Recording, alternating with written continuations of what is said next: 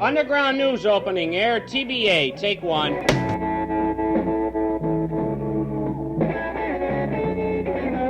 We do have the power. The racism in this country. Dress warm, it's a windy city.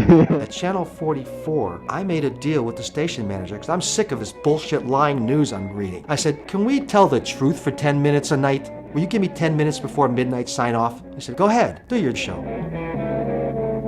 The goal of the Underground News is a simple one.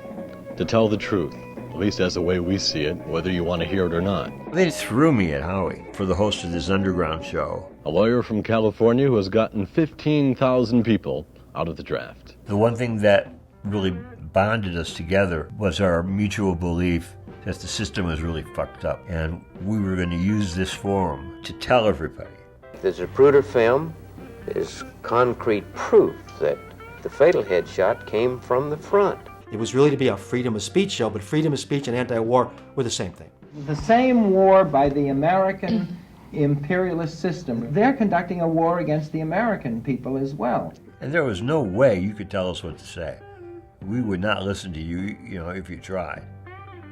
But they tried, and we tested the limits. When they divide up the pie in Washington, do you ever wonder who gets the biggest slice?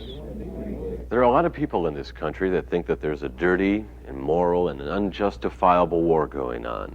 Oh, puff the marijuana. The format for Underground News was no format. There you go.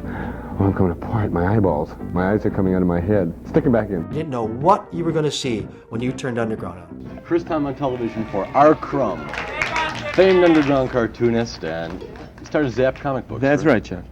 If America was really against communists, they would lynch them. They lynch black people.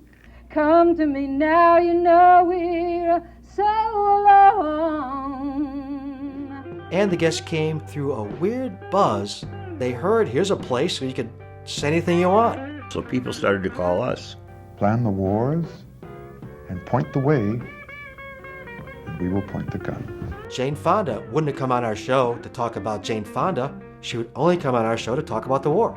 But 70% of the heroin in the world comes from Southeast Asia. We must all, just put our lives on the line and be willing to go to jail if necessary, but we must bring the country to a standstill. One night I got a call from a guy who had just returned from Vietnam, and he said, I just got back from Vietnam where I did this mission, and my buddies who survived with me have been murdered in the last 2 days, and I'm next.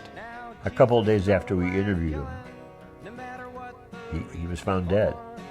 People who were committing these horrible, obscene agendas for our country. I mean, we just came out and said it. Can a lieutenant be blamed for following orders that came from Washington, D.C.? Are the real war criminals the Kellys, or the Westmorlands, the Abrams, the Johnsons, the Lairds, the Nixons? I didn't know that there are people who really didn't want us to do what we were doing and would do almost anything to stop us. There was a very serious, deadly side to it. I get a phone call from the general manager, Yale Rowe, saying, get down to the station, there's been a murder. I say, is it Chuck? He says, we don't know, he's missing. What they had realized that the person who they were really trying to get was me. We were naively fearless. I didn't know that our government kills people.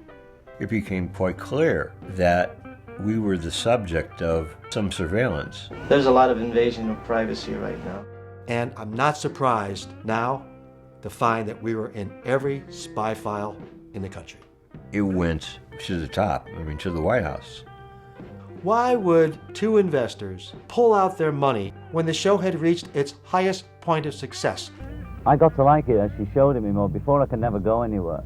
So she sort of took me to the village and we go to the movies and we go and eat and it was all right. Nobody was hassling me, unless they were either dead drunk or junkies or something. Right. For no money, very dedicated, real people came together and told the truth for 2.5 years on a little TV station in Chicago. And I think people should know that happened. I die.